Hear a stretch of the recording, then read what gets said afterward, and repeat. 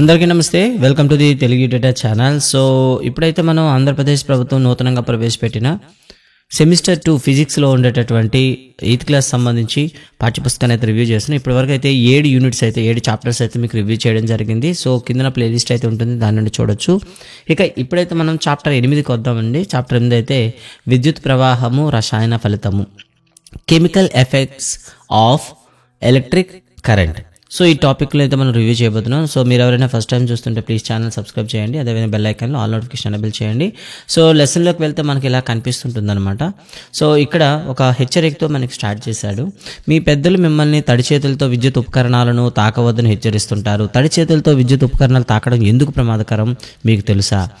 ఏ పదార్థాలు అయితే తమ గుండా విద్యుత్తును ప్రసరింపచేస్తాయో వాటిని ఉత్తమ విద్యుత్ వాహకాలు అంటారు అంటే ఇవ్వడం అయితే జరిగిందనమాట. అంటే ఇక్కడ ఏవైతే తమ గుండా విద్యుత్తును ప్రసరింపచేస్తాయో వాటిని విద్యుత్ వాహకాలు అంటారు.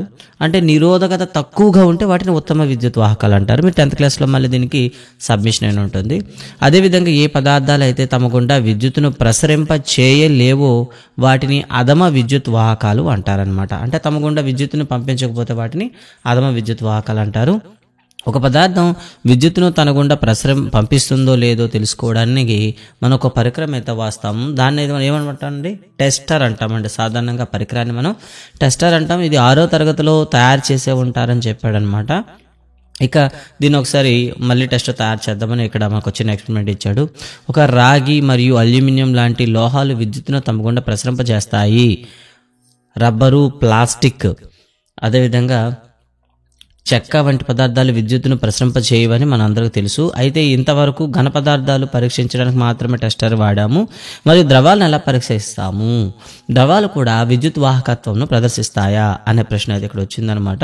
ఇక్కడ చూడండి, విద్యుత్ సంబంధించిన ప్రయోగాలను ప్రధాన సప్లై జనరేటర్ లేదా ఇన్వర్టర్ల నుండి చేయవద్దని పహేలి మరియు బోజో గుర్తు చేస్తున్నారు. ఇక్కడ సూచించబడిన కృత్యాలు విద్యుత్ ఘటాలతో మాత్రమే చేయబడినవి. ఎందుకంటే అవి అత్యధిక పొటెన్షియల్ డిఫరెన్స్ ఉంటాయి కాబట్టి మనకి షాక్ కొడుతుంది. సో కాబట్టి ఇక్కడ ఏది చేసినా కూడా ఈ ఎక్స్పెరిమెంట్ మీరు బ్యాటరీస్తో మాత్రమే విద్యుత్ ఘటాల ద్వారానే చేయాలి. ద్రవాలు విద్యుత్తును ప్రసరింపచేస్తాయా లేదా అనే ఎక్స్పెరిమెంట్లో మనం ఏం చూద్దామండి. సో ఇక్కడ ఒక టెస్టర్ అయితే వారు తయారు చేసి ఇమ్మన్నారు మనకి. ఓకేనా, రైట్. టెస్టర్ 2 చివర్ల కొద్దిసేపు కలపండి. దీనివల్ల టెస్టర్ వలయం పూర్తయి బల్బు వెలుగుతుంది. ఒకవేళ బల్బు వెలకకపోతే పని చేయలేదని అర్థం. దీనికి గల కారణాన్ని ఊహించగలరా? అంటే వలయంలో తీగలు వదులుగా ఉండవచ్చు, లేదా బల్బు పాడైపోయి ఉండవచ్చు, లేదా బ్యాటరీ యొక్క కాలపరిమితి అయినా అయిపోయి ఉండొచ్చు. అంటే బ్యాటరీ అయినా ఎక్స్పైర్ అయిపోయి ఉండొచ్చు. కాబట్టి ఫస్ట్ ఆఫ్ ఆల్ మనకేమవుతుందంటే టెస్టర్ పనిచేస్తుందో లేదో చెక్ చేసుకోండి. అలా టెస్టర్ పనిచేసిన తర్వాత అంటే ఇక ఒకవేళ అడిగితే వీటిపైన కూడా క్వశ్చన్ అవకాశం ఉంటుంది. సో ఒక టెస్టర్ పని చేయకపోవడానికి గల కారణాల్లో కానిది ఏది అని చెప్తూ 3-4 ఇచ్చి ఒకటి వేరేగా ఉండేది ఇవ్వచ్చు అనమాట. ఓకేనా. సో టెస్టర్ పరీక్షించినప్పుడు దాని చివర్లను కొన్ని సెకండ్ల కంటే ఎక్కువ కాలం కలిపి ఉంచకూడదు, లేకుంటే బ్యాటరీ యొక్క ఘటాలు చాలా తొందరగా నిర్వీర్యమైపోతాయి. అంటే ఇక్కడ బల్బ్ ఇచ్చారు కాబట్టి ప్రాబ్లం అవుతుంది. సాధారణంగా మనం ఎల్ఈడి వాడామనుకోండి, ఎంతసేపు పెట్టినా బ్యాటరీ అనేది అంత వేగంగా నిర్వీర్యం అయితే కాదు, డిశ్చార్జ్ అయితే అవ్వదన్నమాట.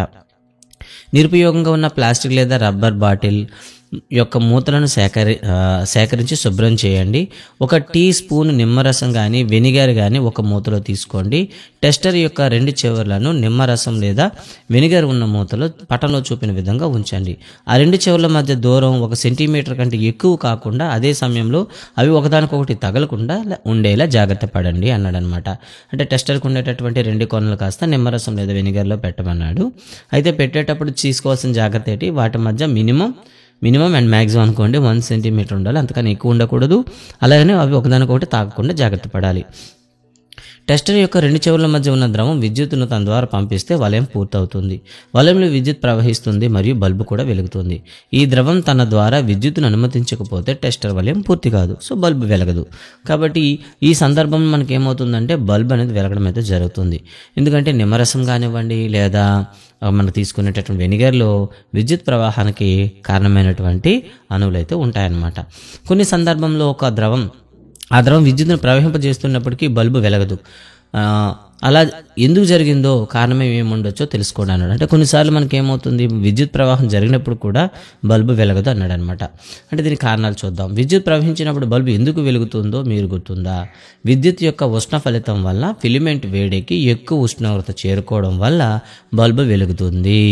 అంటే విద్యుత్ ఉష్ణ ఫలితం వల్ల బల్బు అయితే వెలుగుతుంది. అయితే వలయం గుండా ప్రవహించే విద్యుత్తు ప్రవాహం బలహీనంగా ఉంటే ఫిలిమెంట్ వేడెక్కకపోవచ్చు. అంటే ఒకవేళ తక్కువ విద్యుత్ ఉందనుకోండి, ప్రవాహం కల్పించింది అనుకోండి, బల్బ్ ఏమవుతుంది, వేడెక్కదు. వేడెక్కపోతే ఏమవుతుంది చెప్పండి, ఫిలిమెంట్ మండదు. ఫిలిమెంట్ మండకపోతే మనకు లైట్ అనేది రాదు. అండ్ మరి వలయంలో విద్యుత్ ప్రవాహం ఎందువల్ల బలహీనంగా ఉంటుంది, ఇది కూడా మనం తెలుసుకోవాలి. ఒకవేళ పదార్థం తన గుండా విద్యుత్తును పంపగలిగినప్పటికీ లోహాల వలె సులభంగా పంపలేదు. ఫలితంగా టెస్టర్ వలయం పూర్తయినప్పటికీ బలహీనంగా ఉన్నది విద్యుత్ ప్రవాహం బల్బు వెలగడానికి సరిపోదు. బలహీన విద్యుత్ ప్రవాహాలను గుర్తించే ఇంకొక టెస్టర్ని ఇప్పుడు మనం తయారు చేద్దాము. బలహీన విద్యుత్ ప్రవాహాలని మామూలుగా మనం ఉండే టెస్టర్ అనేది గుర్తించలేదు, బల్బు వెలగదు. సో దీనికోసం ఏం చేస్తామంటే మరో టెస్టర్ తయారు చేద్దామని చెప్పాడనమాట.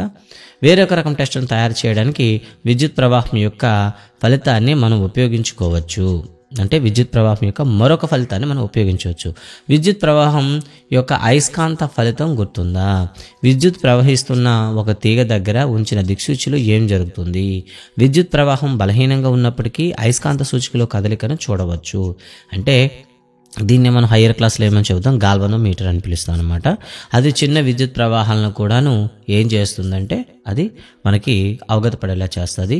అయితే ఇక్కడ మనం ఏం చేస్తామంటే ఒక దిక్సూచిని తీసుకొని ఈ ప్రయోగం చేస్తాం. ఎందుకంటే ఒక విద్యుత్ తీగలో విద్యుత్ ప్రవహించేటప్పుడు దాని చుట్టూ కూడా అయస్కాంత క్షేత్రం అనేది ఏర్పడుతుంది.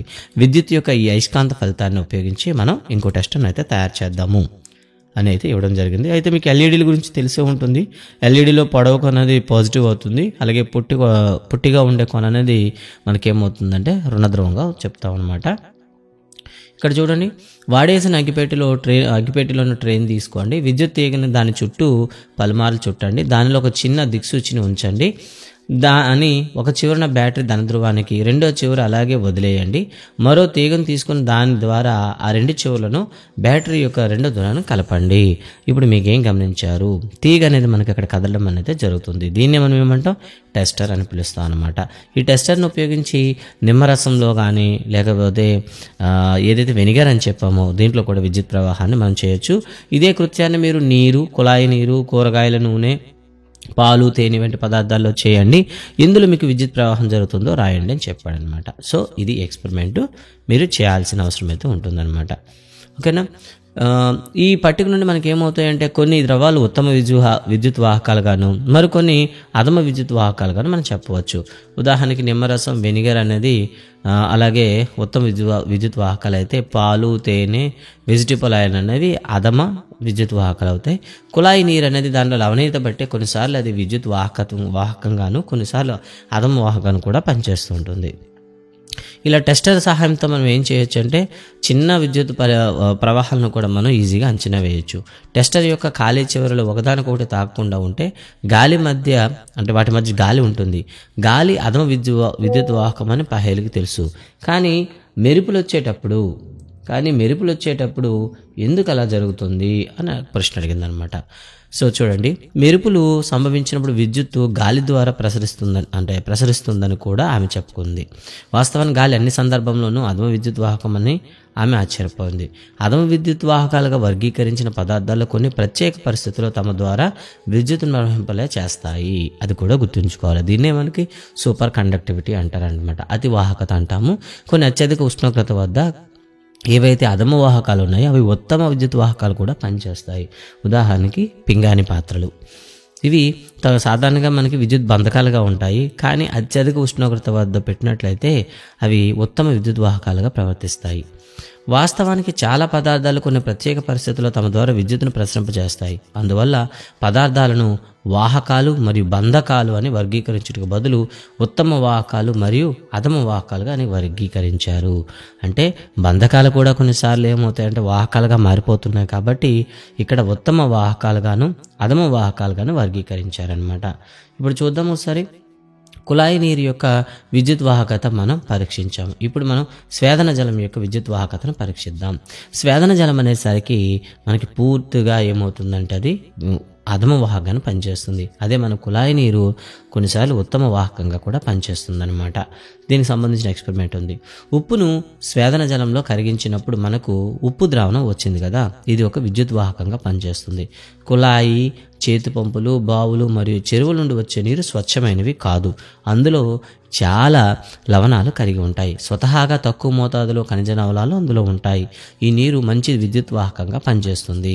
అయితే స్వేదన జలంలో లవణాలు ఉండవు, కావున ఇది అధమ వాహకంగా పనిచేస్తుంది.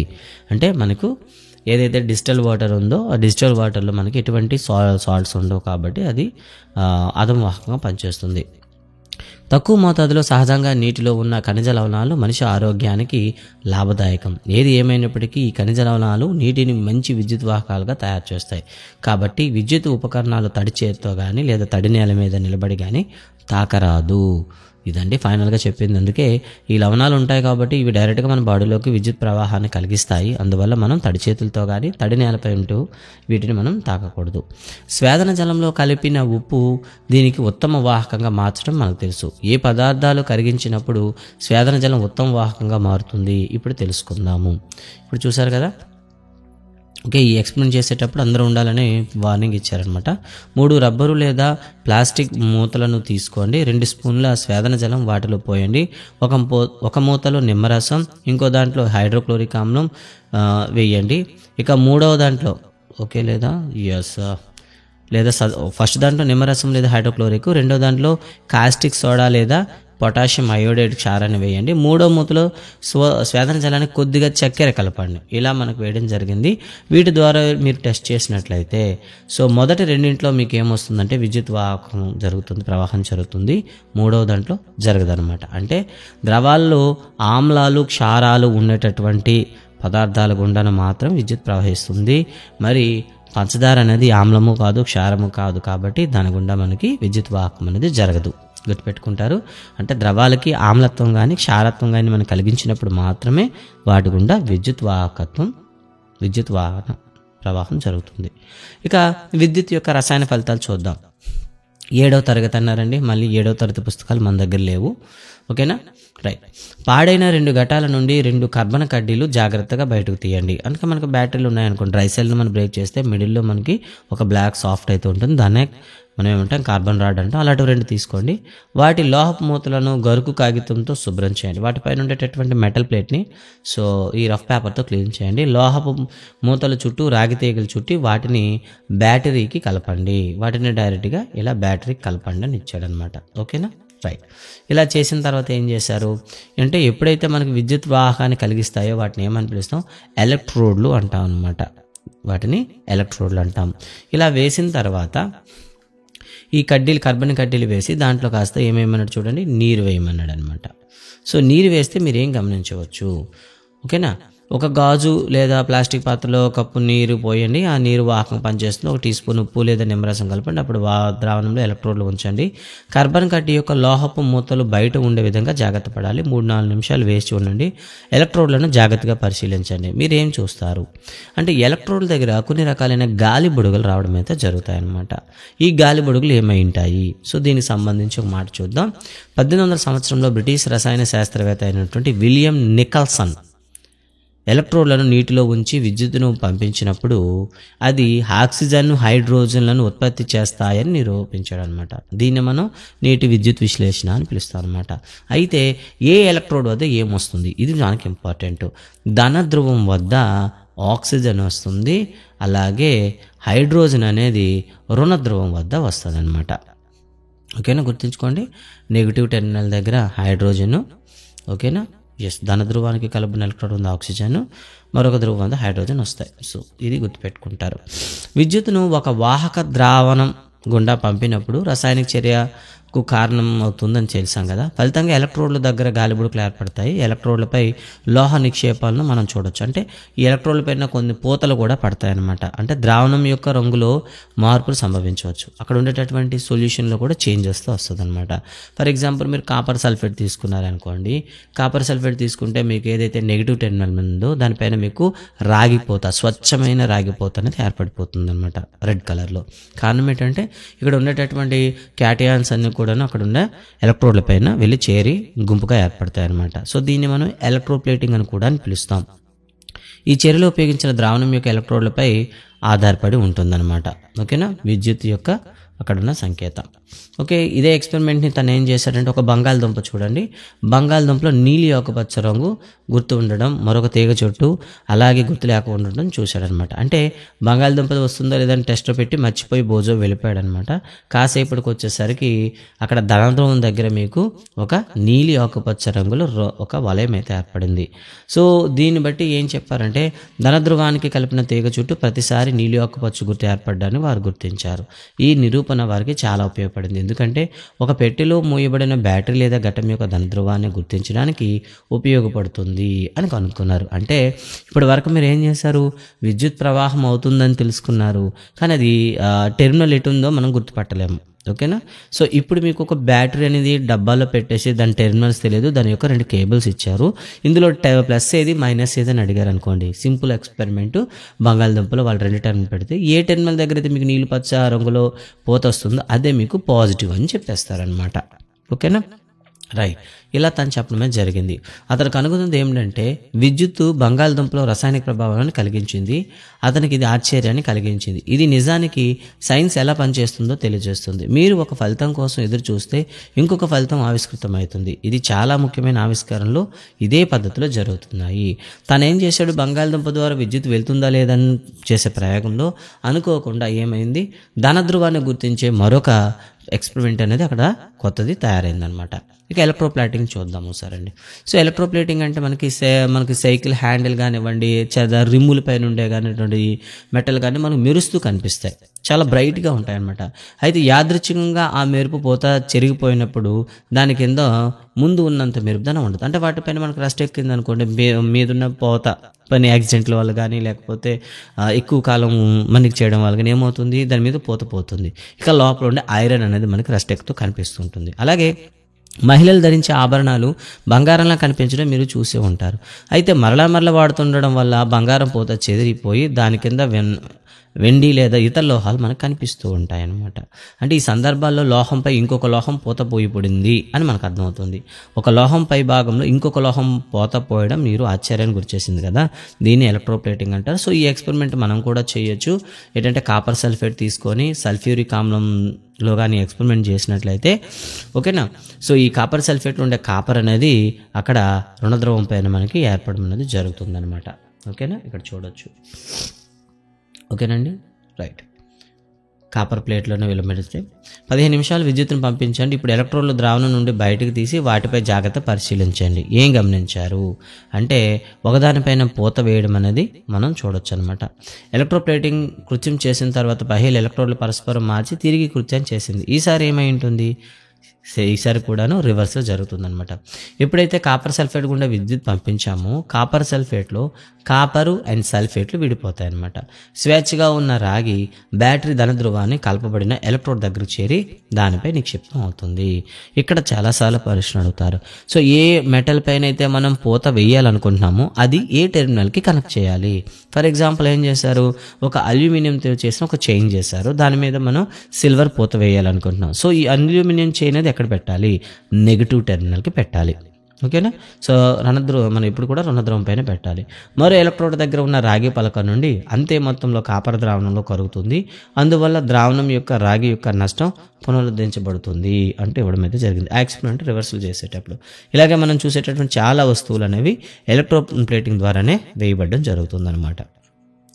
ఎలక్ట్రోప్లేటింగ్ అంటే ఏంటండి, విద్యుత్తును ఉపయోగించి ఒక లోహంపై మనకు అవసరమైన మరొక లోహాన్ని పూత పూసే పద్ధతిని ఎలక్ట్రోప్లేటింగ్ అంటారు. ఎలక్ట్రోప్లేటింగ్ చాలా ఉపయోగకరమైన పద్ధతి. దీని పరిశ్రమలో లోహాలపైన వస్తువులపైన పల్చటి పొరలా పూత వేయడానికి ఉపయోగపడుతుంది. అంతేకాదు పూత పోయబడిన లోహానికి అసలు లోహానికి కొన్ని ప్రత్యేక ధర్మాలు ఉంటాయి. ఉదాహరణకు క్రోమియం కానివ్వండి, కారు భాగాలు, స్నానపు కుళాయిలు, వంటగదిలో గ్యాస్ బర్నర్లు, సైకిల్ హ్యాండిల్కు, చక్రాల రిమ్ములకి ఇది వేస్తారనమాట. ఎందుకంటే ఇది ప్రకాశవంతంగా మెరుస్తూ ఉంటుందన్నమాట. అది క్షయానికి కూడా గురి కాదు, అంత వేగంగా అది డ్యామేజ్ అవుతుంది అనమాట. అంతేకాకుండా ఇది స్క్రాచెస్ కూడా ఇవ్వదు. అంటే మనం గీతలు గీయడానికి ట్రై చేసినా దానిపైన గీతలు రావు. అయితే ఇది చాలా ఖరీదైనది, క్రోమియం అనేది చాలా ఖరీదైనది. అందుకే మొత్తం వస్తువును క్రోమియంతో చేయడం చాలా ఖర్చుతో కూడుకుంది. కాబట్టి తక్కువ ఖరీదైన లోహంతో వస్తువులతో తయారు చేసిన వాటిపైన పూత పోస్తారనమాట. ఆభరణాలు, తయారీదారులు తక్కువ ఖరీదైన లోహాలపైన వెండి మరియు బంగారం పూతలు వేయడం ద్వారా ఏం చేస్తారు, అవి వెండి లేదా బంగారంలాగా కనిపిస్తాయి, నిజానికి అవి చాలా తక్కువ ఖర్చు అయి ఉంటుందన్నమాట. ఆహారాన్ని నిల్వ చేయడానికి ఉపయోగించే డబ్బాల్లో మనకేముంటుందంటే తగరపు డబ్బాలు అనమాట. ఓకేనా. ఇనుము పైన తగర పూత పోయడం వల్ల తయారవుతాయి. ఇనుము కంటే తగరం తక్కువ చర్యాశీలత కలిగి ఉంటుంది కాబట్టి అది ఆహారము ఏమవుతుంది, ఇనుముతో స్పర్శలోకి రాకుండా, ఆహారం చెడిపోకుండా మధ్యస్థంగా ఇదైతే మనకి ఆపుతుందనమాట. అలాగే వంతెనలు, ఆటోమొబైల్స్కి ఎక్కువ బలాన్ని ఇచ్చే కొరకు ఇనుమును వాడతారు, కానీ ఇనుము క్షయానికి గురవుతుంది, తుప్పు పట్టేస్తుంది. కాబట్టి దీన్ని రక్షించడానికి దీనిపైన జింక్ పూతను వేస్తారు. వంతెనలు మరియు ఆటోమొబైల్స్ పైన జింక్ పూత. ఓకేనా. ఎలక్ట్రోప్లేటింగ్ పరిశ్రమలో వదిలివేయబడిన వాహక ద్రావణం. ఓకేనా. చూడండి, ఇది ఒక ప్రధాన సమస్య అన్నమాట. ఓకేనా. అది ఒక పర్యావరణ వ్యర్థంగా కూడా మారుతుంది. పైగా పర్యావరణ రక్షణ కోసం కొన్ని ప్రత్యేక నిబంధనలు కూడా ఉన్నాయి. ఓకేనా. సో ఎలక్ట్రోప్లేటింగ్ అనేది తర్వాత వదిలేస్తే ఇబ్బందిగా ఉంటుందని చెప్పాడనమాట. ఇది అండి ఈ పాఠం ఉండేటటువంటి కీ పాయింట్స్ అనమాట. ఈ పాఠం పైన మీ అభిప్రాయాలు, ఏమైనా సందేహాలు కానీ లేదా సలహాలు కానీ ఉంటే కింద కామెంట్స్లో పెట్టండి. డెఫినెట్గా మీ నెక్స్ట్ వీడియోలో మీకు రిక్వైర్మెంట్ ఏదైతే ఉందో అది చేద్దాం. Thank you very much.